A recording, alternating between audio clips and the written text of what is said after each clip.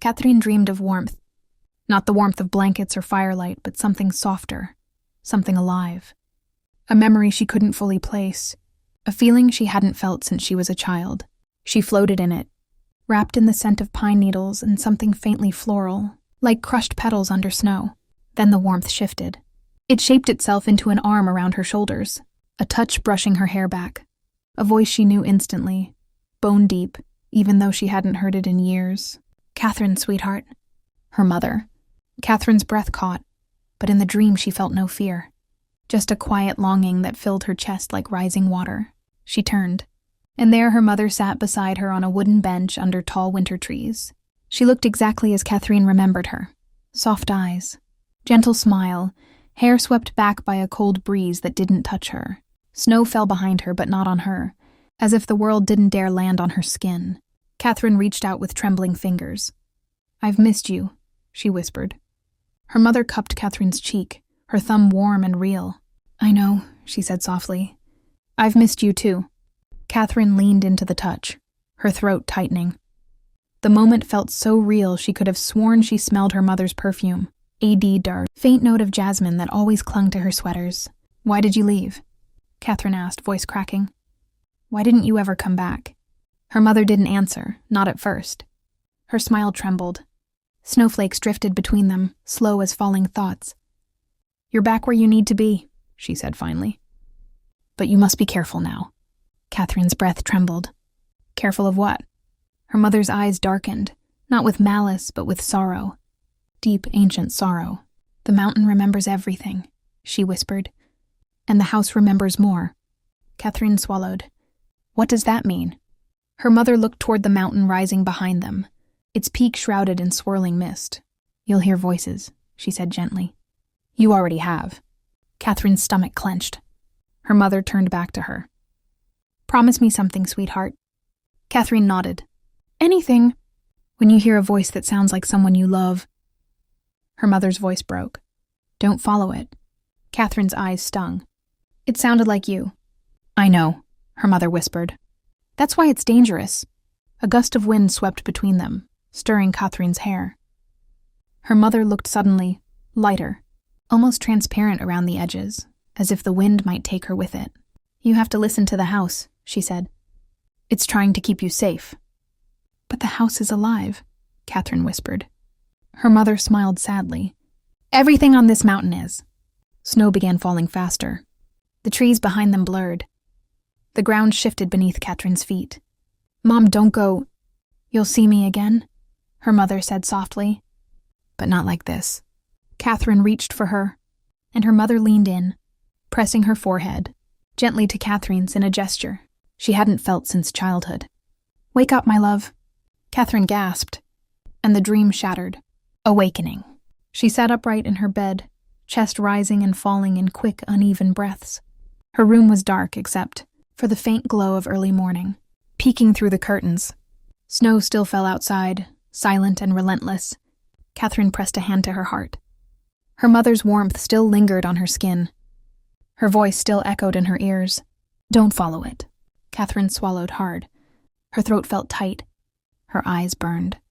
She turned toward her bedside table. The journal lay there. Open! She froze. She had closed it last night. Her pulse quickened. She leaned closer.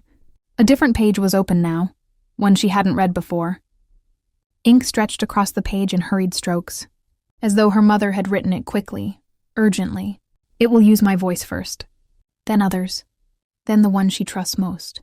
Kathrin's breath halted. The one she trusts most. Her thoughts flinched instantly toward Mikkel, but then to her father. Her hands shook. She closed the journal with trembling fingers. Her dream wasn't random. The house wasn't silent. The mountain wasn't sleeping. Footsteps in the hall. A soft creak sounded outside her bedroom door. Kathrin's breath froze. Another creak. Slow, measured, human. Her skin prickled. She slipped out of bed, careful not to make a sound, and approached the door. She pressed her ear against the wood. Nothing. She waited. Her breath fogged slightly against the cold of the door. Then, a whisper drifted from the hallway. "Kathrin." She jerked back, hand over her mouth to stifle a gasp. The voice was low, rough around the edges. A man's voice. Her father's? No, her father never spoke that softly. And the tone, not familiar. Not fully human either. A chill crawled across her spine. Footsteps moved past her door. Down the hall. Toward the stairs. Kathrin pressed a trembling hand to the doorknob. Her mother's voice echoed in her mind. Don't follow it. Kathrin swallowed. But she needed to know. She cracked the door open. The hallway was empty. Cold, still, her breath caught in her throat. She stepped out. Her bare feet touched cold wood as she crept forward. Down the hall, toward the landing overlooking the stairs. She leaned forward slowly. Looked down. A figure stood at the bottom of the staircase. Not her father. The figure was taller. Shoulders broader, its head slightly tilted as if listening. Kathrin's heart slammed against her ribs. The figure turned slowly, and though she couldn't see its face clearly in the dim morning light, she saw its eyes. Dark, reflective, wrong. Kathrin stumbled back with a choking gasp, and the figure vanished. A single breath of cold wind rushed up the staircase toward her. She slammed her bedroom door shut, locked it, pressed her back against it, heart racing so violently she felt dizzy. It hadn't spoken again. It hadn't whispered her name. It hadn't needed to, because for the first time, Kathrin felt certain something inside the house had finally stepped out of the shadows. Kathrin stayed pressed against her bedroom door long after the shadow vanished. From the staircase, her heartbeat thundered through, her ribs so fiercely she thought the house might hear it. The air around her feet felt unnaturally cold, like frost creeping across old wood. For a moment she wondered if she had imagined everything, but the memory was too sharp to be dismissed. The way it stood there, the way it turned its head, the way it disappeared without sound or shape or reason. She finally forced herself to breathe. When her hands stopped shaking, she picked up her mother's journal and sat on the floor beside the bed. The leather felt warmer than it should have. When she opened to the page that had been exposed when she woke, she noticed something she'd missed before. A final line at the bottom, written hurriedly in uneven ink. What you see is never what stands before you. What you hear is never the voice you think. A cold shiver prickled down her spine. A soft thud echoed somewhere in the house. Not loud, but purposeful. Then the faint sound of a door shifting on its hinges. Kathrin rose carefully and crept toward her bedroom door. She opened it a crack and peered out. The hallway stood empty, but something was wrong. A faint golden glow traced along the baseboards, warm, unnatural, pulsing slowly like a heartbeat. It wasn't sunlight. It wasn't electrical. It was something else, something that shouldn't exist. Kathrin followed the glow as it seeped down the hall toward the stairs. When she reached the landing and descended one careful step, the glow faded instantly, snuffed out as if aware of her presence. The house returned to its usual dimness. Her father stood in the kitchen with a mug of coffee, looking half awake in his thick sweater. "Morning," he said. "Didn't expect you up this early. I thought I heard you walking around last night. Bathroom? Water?" Kathrin stiffened. "That wasn't me." He froze with the cup halfway to his mouth. "What do you mean?" "I was in my room," she said quietly. A crease formed between his brows. He held her gaze for a moment, clearly deciding whether to press the issue. Then he gave a small, uneasy smile. "Old houses make strange sounds. We just have to get used to it." But Kathrin knew last night's steps hadn't been the house, and the figure on the stairs certainly hadn't been a creaking board or shifting pipe. She wanted to tell him everything. About the shadow, about the voice, about the journal. But something held her back. Not fear that he wouldn't believe her. Fear that saying it out loud would give the thing weight, shape, invitation. "I just need some air," she murmured. "Don't go far," he said without turning. "There's more snow coming." Kathrin stepped outside into the biting cold. Snow muffled every sound, wrapping the world in quiet. She inhaled deeply, hoping the icy air would clear the uneasy pressure in her chest. But it didn't. Movement caught her eye near the tree line. Mikkel. He stood half hidden behind a slender birch, as if he hadn't meant for her to see him. Snow had gathered on his coat and hair. His breath rose in pale clouds. His eyes found hers with unsettling accuracy, not invasive, but as if he had been waiting. Kathrin approached slowly. "You saw it, didn't you?" he said, voice low. Her stomach tightened. "What did I see?" "Something that shouldn't walk inside a house," he said. Something that only moves when it thinks no one is watching. Kathrin swallowed. What is it? His jaw tensed. Not a who, a what. Something older than this village. Older than any of us. A sharp chill cut through her. Why does it come here? It's not coming for the house, he answered. It's coming for you. Her breath hitched. She didn't want to ask, but the question broke out anyway. How do you know? He looked down, brushing frost from his glove.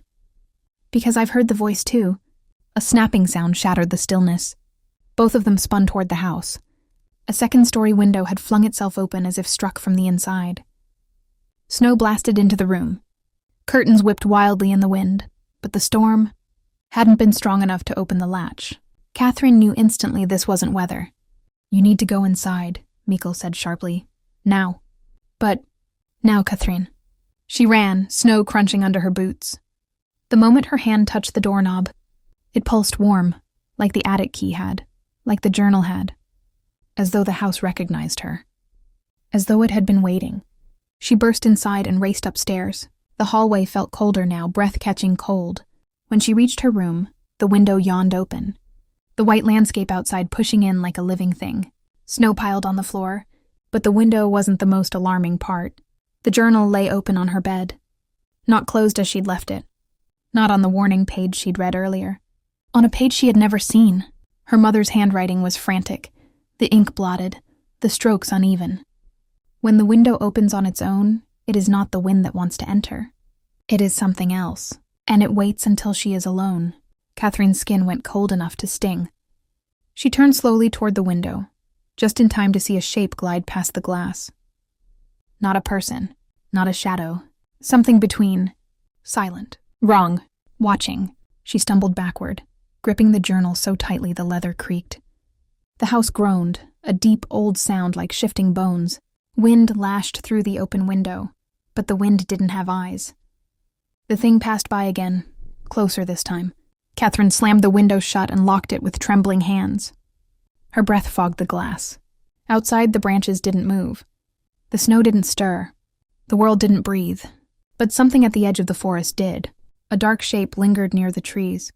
Tall, still, unmistakably aware of her. It wasn't Mikkel. It wasn't the shadow she saw on the stairs. It was something else. Something new. Something waiting. The journal vibrated faintly in her hands. A line on the page seemed to glow, as if reacting to the presence outside. Once it knows her shape, it will not forget. Kathrin's knees weakened. The house lights flickered once, then steadied, as if bracing itself. She whispered into the stillness of the room. What do you want from me? A breath, cold and sharp, pressed against the outside of the window pane. And the answer came not as a voice, but as a feeling. Recognition. The window stayed closed, but Kathrin couldn't shake the sensation that something still pressed against it from the outside, an awareness awaiting. She stepped back slowly until her legs hit the bed. She sank onto it, clutching the journal like a shield. Outside, the dark shape near the tree line had not moved. It stood unnervingly still, as if carved from shadow, watching, measuring, learning. Kathrin forced herself to look down at the journal to steady her breathing. The ink on the page no longer glowed, but her mother's last line echoed through her mind. Once it knows her shape, it will not forget. She flipped the page with trembling fingers. More hurried notes filled the next several pages, ink overlapping, margins crowded, symbols scratched in with frantic precision. One entry stopped her cold. It begins with the voice, then the footsteps, then the shape, then the longing. Kathrin frowned, longing. Was that a mistake? A misinterpretation? How could longing be part of something so dark? Before she could think, the house groaned again, loud this time. A deep vibration rippled through the floorboards, like the house bracing itself against something pushing inward. The lamp flickered violently, then steadied only after a few seconds of struggle. Kathrin stood. What are you trying to tell me? She whispered. The house answered. Not with words. With sound. A soft, rhythmic tapping, like fingertips, came from inside her closet. Tap, tap, tap. Kathrin spun toward it, swallowing the panic clawing up her throat. The tapping stopped. Then came a whisper so faint she almost thought she imagined it. Let me out. Her blood froze.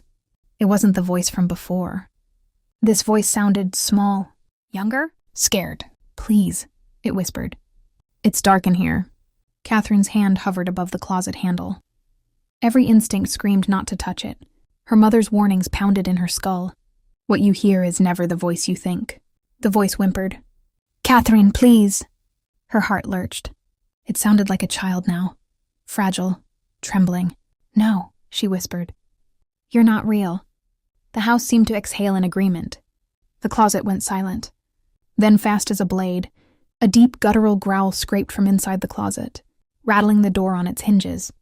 Kathrin stumbled back with a scream, and the growl abruptly stopped, replaced by a soft, satisfied hiss. Something inside had tried one tactic. When it didn't work, it moved on to another. The journal fell open on the floor beside her, landing on a page she didn't remember flipping to. A single line sat alone in the center of the paper.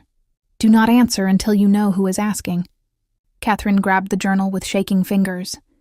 I'm trying, she whispered. I don't know anything yet. A sudden knock at the front door echoed through the house. Not harsh, not threatening, a polite human knock. Kathrin's heart seized. She hurried downstairs, gripping the banister as she moved. Each step creaked under her feet, though the house had been silent for her earlier. When she reached the bottom, she peeked toward the door. A silhouette stood behind the frosted glass. Tall, still, familiar. Mikkel? She called softly. Yeah, his voice answered immediately. It's me. Can we talk? Relief washed over her too quickly, too easily. The voice was his, yes, but the thing had mimicked his voice before. Without flaw, say something only you'd know, Kathrin whispered. There was a pause. A long one. Then the silhouette stepped closer. You're scared, the voice said gently. And you don't need to be scared of me. Her stomach dropped. That wasn't an answer. It was comfort. Something trying to sound human. Kathrin stepped back from the door. That's not good enough. Kathrin, the voice said again. Thicker this time, like it was stretching the sound. Open the door, please. The house reacted instantly. The lights flickered. The floorboards trembled. The air thinned. The house didn't want her to open the door. Kathrin? This time the voice cracked. Soft, desperate. Perfect. No, not perfect. Too perfect. Kathrin backed away slowly. You're not him. Silence followed. Then a low, distorted rasp slithered through the door frame, too deep to be human. Then it was gone. The silhouette outside dissolved into nothing. The house steadied. A real knock hit the door 2 seconds later. Sharp, hurried, human. Kathrin? Her breath caught. This was Mikkel. His real voice, tight with urgency. She opened the door without thinking. Mikkel stumbled inside, snow in his hair, chest heaving like he'd run the whole way. What the hell was that? She asked. His eyes swept the room, searching corners, shadows. It wasn't me, but I saw it, and it saw me see it. Kathrin's pulse quickened. What does it want? Mikkel met her eyes, fear and something softer flickering under the surface. It wants you to trust it. Kathrin swallowed hard. Why me? Because, he said quietly, you're the first one it's called by name in over 20 years. Whose name did it call last? She asked. Mikkel hesitated. Your mother's. A cold wave crashed through her chest. And what happened to her? Kathrin whispered. Mikkel's jaw tightened. Your mother stopped answering it. He took a shaky breath. And that's the only reason she survived as long as she did. A gust of wind slammed the window upstairs. They both flinched. And the house growled. The house growled, low, resonant, like something ancient shifting beneath the floorboards. Snow on the windows vibrated with the sound. Mikkel froze, eyes wide, every muscle tight. That's not the wind, he whispered. No, Kathrin breathed. It's not. Another boom shook the upper level. Not like footsteps, like something heavy dragging across wood. A slow scrape. A pause. Another. The entity wasn't trying to be silent anymore. Her father's footsteps sounded from the back hallway. Kathrin, did you open a window upstairs? She spun. Don't go up there! But he was already moving toward the staircase. The house's lights pulsed, bright, dim, bright, like a heartbeat trying to warn them both. Mikkel grabbed Kathrin's wrist. He can't go alone. She knew he was right. She also knew she couldn't let her father walk into whatever was waiting above. They followed him up the stairs. Halfway up, the air temperature dropped so suddenly. Kathrin's breath crystallized in front of her. The wooden steps creaked in a long, slow shudder. Her father paused at the top landing. "Why is it so cold?" A violent slam hit the attic door. Kathrin jumped. The sound reverberated through the entire house. Another slam, harder. The wood cracked. Her father took a step closer. "Is there someone up?" "No," Mikkel said sharply. "Don't touch that door." As if in answer, the attic door rattled violently, hinges screaming as something on the other side shoved against it. The entire frame shook. Dust fell from the ceiling. Kathrin's pulse hammered. "It's trying to get out." Mikkel stepped between her and the door. "It won't, not as long as the house holds it." But the house was struggling. The door groaned. A thin fracture split along the edge where the latch held. Kathrin's throat tightened. "Why is it here?" Mikkel didn't look back at her. "Because it knows you woke the room." The room, the hidden room where she'd found the journal. Her mother's journal. The scraping behind the attic door stopped abruptly. Silence flooded the hallway. Too complete. Too sudden. Then a voice seeped through the crack in the wood, soft, trembling, eerily familiar. "Kathrin?" Her father inhaled sharply. That sounded like... "It's not her," Kathrin whispered. The voice tried again. "Sweetheart, open the door. It's me." Kathrin's entire body tensed. Stop talking." But the voice shifted, softened, perfected itself. It became the exact voice from her dream. The warmth, the tone, the tenderness. There was no difference, none. "Let me hold you." Kathrin nearly broke. Her eyes burned. Her throat tightened. It was her mother. It was exactly her mother. But her mother wasn't behind that door. Mikkel's voice cut through the hallway. "Kathrin, listen to me. If you answer it now, even with one word, it wins." Her father turned to her, rattled. "What's happening?" "Kathrin, talk to me." A sharp crack split the attic door. Wood splintered outward, like claws pressing from the inside. Her father stumbled backward in shock. Mikkel grabbed his arm to steady him. "Kathrin," the voice whispered again, now directly in her ear, even though the door never opened. "I'm cold, please. Let me out." A deep vibration surged beneath the floor. The whole house trembled like a living thing resisting intrusion. Light bulbs flickered so violently they buzzed. Kathrin clutched the journal to her chest and felt something pulse inside the leather. The journal trembled, pages fluttering even though there was no wind. It ripped open to a page in the center. Her mother had written only one sentence. When it becomes the one she loves most, she must speak the mountain's name. Kathrin's breath caught. What name? What name? The entity behind the door growled. Not human, not even trying anymore. The attic door exploded outward, but not from force. From light. The house unleashed something. An invisible blast that threw Kathrin backward, knocked her father to his knees, and forced Mikkel to shield his face. The light wasn't bright, not blinding. It was old, soft, radiant like ember fire, and the entity recoiled from it. A scream tore through the attic, high, piercing, not human, not earthly. The shadow retreated, pulled back like smoke sucked through a narrow crack, and then it was gone. The house went silent. The light faded. Dust settled in the air. The attic door hung cracked and broken, but still closed. Her father stared at the ruin. What was that?" Kathrin struggled to breathe. She turned to Mikkel. "Tell me the truth," she whispered. "What mountain name? What is this? What am I supposed to do?" Mikkel swallowed hard. His jaw clenched. His eyes darkened with something heavy, something he had been holding back since the moment she met him. "Kathrin," he said quietly, "your mother didn't just leave the village. She left to protect you." Kathrin froze. From what? Mikkel looked toward the attic door. The cracked wood, the lingering cold, the fading echo of the scream. "From the thing that lives inside the mountain," he said. "And from the fact that it has always known your name." Kathrin's blood ran cold. "Why mine?" Mikkel hesitated. Then he stepped closer. "Because you're the only one who can hear it." Kathrin's breath trembled. "Why?" His eyes locked on hers. "Because you're not just your mother's daughter." A pause. A tremor in the air. The house listening. "You're the one it's been waiting for." The hallway light flickered, twice, like confirmation. And then, from the broken attic door, a faint whisper escaped. "Kathrin," except this time the voice didn't sound like anyone she knew. It sounded like the mountain itself.